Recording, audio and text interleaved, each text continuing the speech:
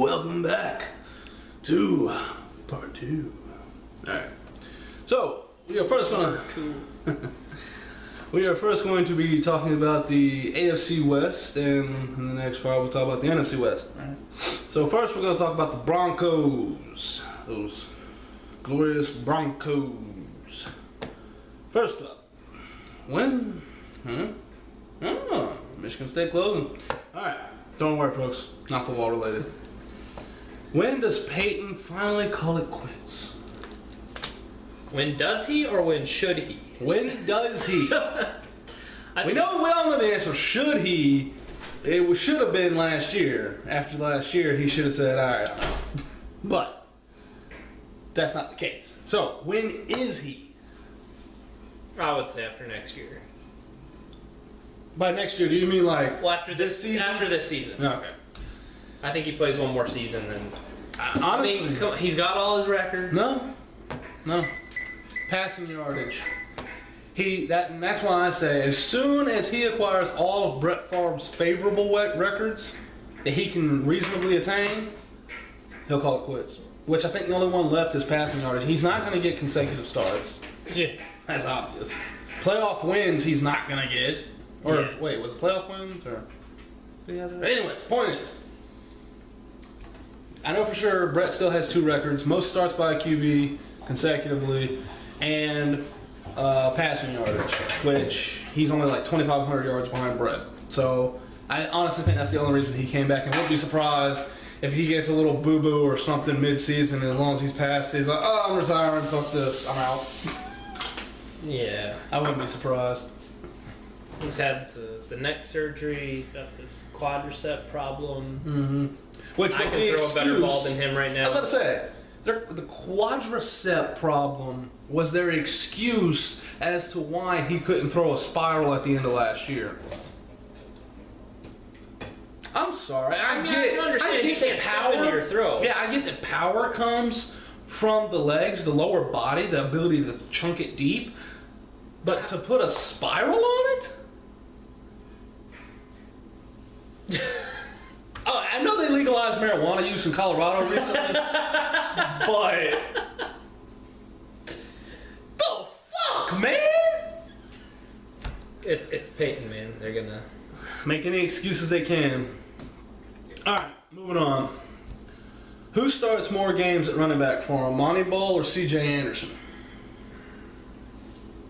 Monty Ball, former second-round pick. C.J. Anderson, not restricted, but he was just a free agent picked up off the street. Hey, baby, was that good? I don't know. I mean, Monty Ball looked like a very solid running back coming out of college. Don't feel like he's produced that well.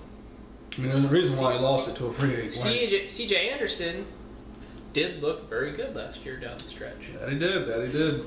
And I read a report saying that he's expected to be the starting back when training camp starts. So unless Ball comes out and shows out in training camp. Yeah, Ball would have to beat him out for the position right now. Yeah. C.J. Anderson's. To lose. All right. In Brock we trust. Is this something they're going to be saying in about a year or two when Peyton retires? Is Brock Osweiler the next answer at QB for the Broncos? I know it's a hard question to answer because he's only played like 4 snaps. Because every time he tries to go in, Peyton's like, oh, get your ass back on the sidelines. I got records to get. Exactly. I definitely think you'll see the Broncos in the next 2 drafts looking at a prospect. I mean, to be honest, when Brett was playing, Aaron didn't really get any time himself. The only game I remember actually, the first time I found out, because I wasn't following real deep in the draft or anything, I knew the star players on our team, but I didn't know the reserves and everything like I do now. So I didn't even know we drafted Aaron Rodgers. The first time I heard of the guy was in 2007 when we were playing the Cowboys, and Brett went out with an injury and Aaron came in to finish the game, and he went like 1 touchdown, 1 interception for like 180 yards or something like that. And then he ended up hurting himself, and I was like, oh man, this is what we got after Brett retires. Shit. then, of course, Brett goes on to New York, and 2008 starts, and I'm like, oh. But then he comes out and he has a good season. Yeah. So, I'm just going to say, I don't know. Until he gets some significant playing time against quality starters, I don't know. I have no idea. All that being said, who should they look at in the first round? The Broncos in the first round. Broncos.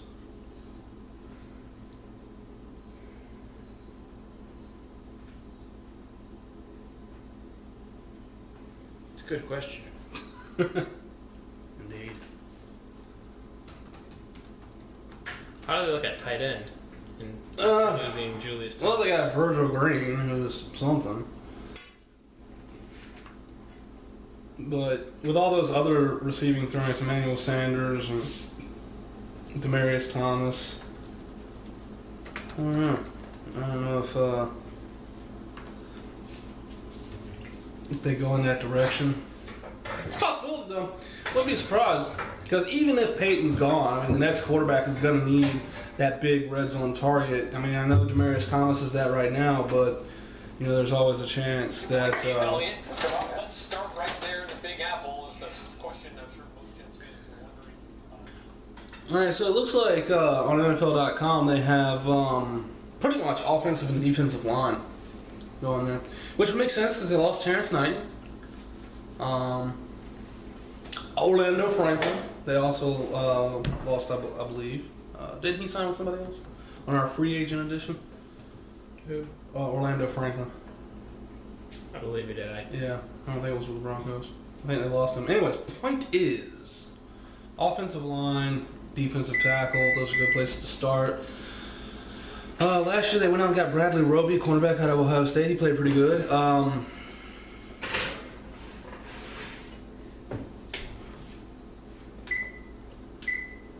You know, it's becoming really apparent. I don't really give a damn about the Broncos.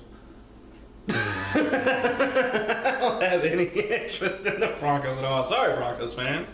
I just can't support a team that Peyton Manning's on. I just don't like the guy. It's funny they go and stack their team. Yeah, that's another thing. I don't care what they do this year. They are so gonna be screwed in like the next couple of years. I mean, you got T.J. Ward, his big contract. You're gonna have to sign Demaryius Thomas because I think they franchise tagged him. Mm-hmm. You know, and then they're gonna start losing a lot of those defensive studs they picked up. Yeah, Von Miller, DeMarcus Ware is gonna end up retiring. So yeah, outside So how'd that work linebacker. out spending all that money to get all those studs? You can't buy a Super Bowl. You cannot buy a Super Bowl. And people try to say, oh, the Patriots just did. No. They went out, they got two guys, Brandon Brown and Darrelle Revis. Their wide receiving core, that's all draft and free agents, pickups and stuff. They didn't buy those guys like, you know, Ndamukong Suh or anything like that. They got Revis for 1 year. When the Super Bowl let him go. I mean, think about all the teams that have won since 09. All right, 09 Saints win. They were largely a draft and develop team with Sean Payton. I mean, Drew Brees was acquired, obviously, but everybody else was pretty much drafted there. 08, or no, going backwards. Wrong way. 2010, we win. Yeah. You know, we're the poster childs of draft and develop. 2010 or 2011, Giants win. They're very draft and develop. I mean, how often do you see them going out and signing big names? Never. Then 2012.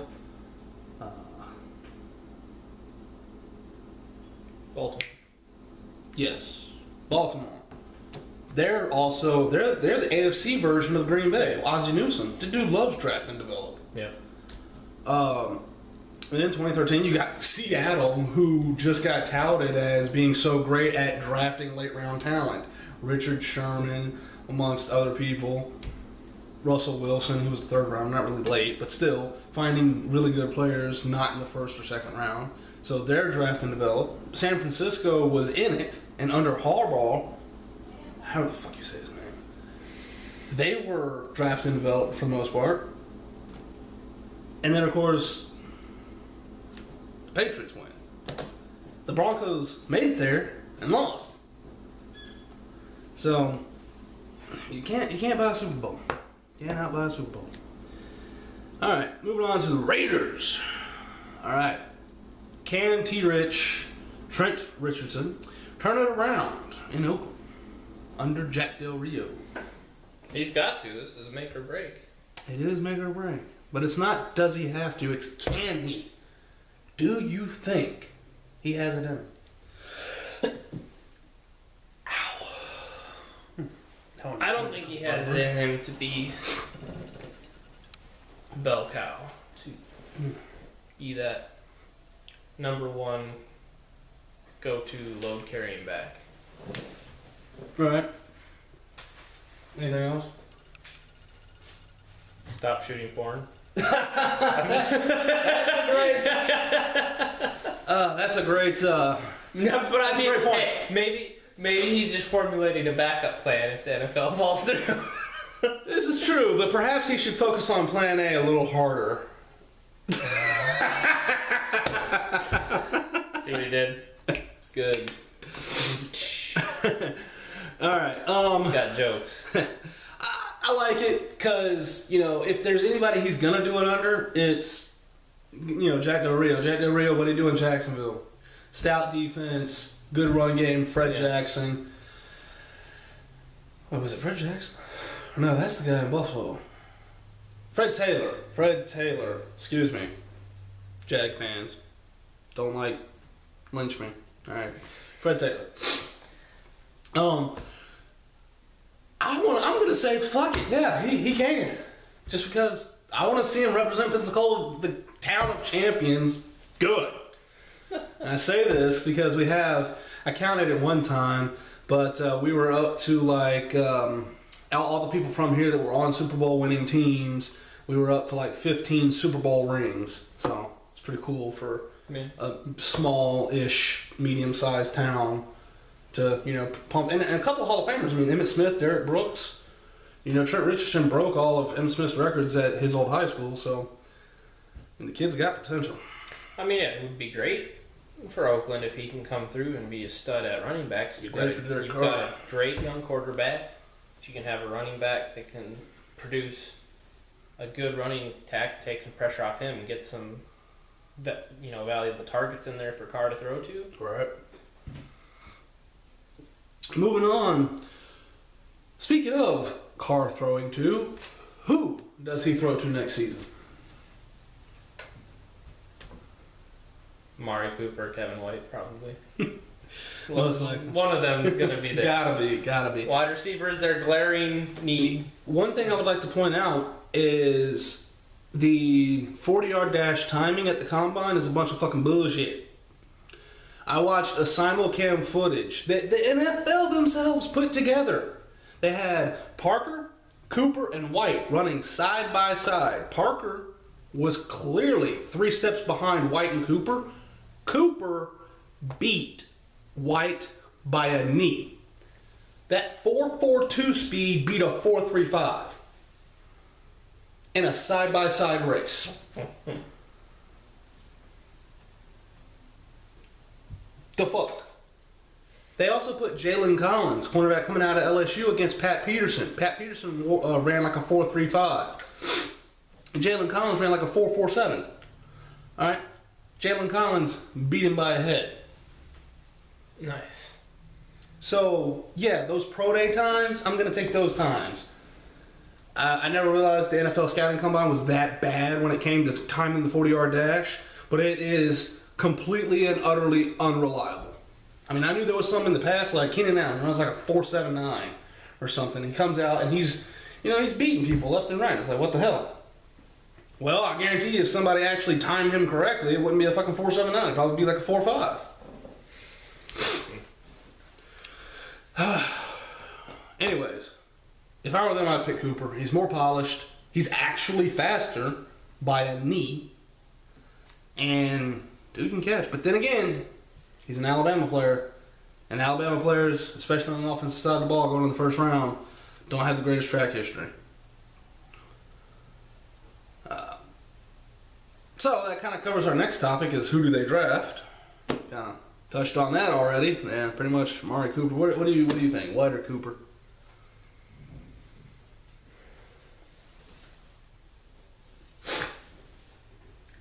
I would say probably Cooper. Yeah. Fuck it.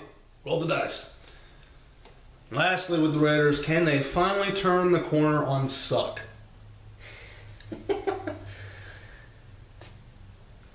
They got to at some point. I don't know. The Jets have been doing it pretty good for since like 67, 69, something like that. Whatever Joe. I don't know. They got 70. I gotta give Derek Carr credit. He looks like a good quarterback. I don't think they turn it from Suck in the next year or two, but give it a few years. I think. Not saying they're a Super Bowl team. No. I'm gonna make a bold prediction. Contender. I'm gonna make a bold prediction right now. Right now. I like Latavius Murray. People don't give Reggie McKenzie enough credit. He has built a hell of a. He has hit on a lot of his draft picks. I'm gonna make a prediction. Next year, Oakland is not picking in the top 10. Okay, that's fair enough. Next year, Oakland will not be picking in the top 10. Latavius Murray showed promise as like a 7th rounder or. Sorry, that's the cue that our delicious homemade peanut butter cookies need to go in the oven. Come out of the oven. Come out of the oven, even better. Better. Can't brand us on that. Boom! All right. Yeah, I think they do. Okay, Latavius Murray looked promising. All right. They got Trevor Richardson. If he can become a power guy and actually show some power and run with power, boom, 1-2 punch, thunder and lightning. Derek Carr, love him. Strong arm. Where's number 4? Who's that remind you of? Brett Favre. What? If they can get Amari Cooper, pair him with James Jones, get Jermaine Gresham, because they're looking at Jermaine Gresham. If he can come out and he can have some decent seasons at tight end. They've already got Khalil Mack. They signed Dan Williams. He's young. They got Marcus Smith? Malcolm Smith from the Seahawks. He looks like he can be a good young contributor. If Joe Hayden, not Joe Hayden, DJ Hayden? I think his name was DJ Hayden. The guy they drafted at corner in the first round a couple of years back. If he can finally turn it into something, and then they can get one more good draft class, they could have a solid year. Keep building.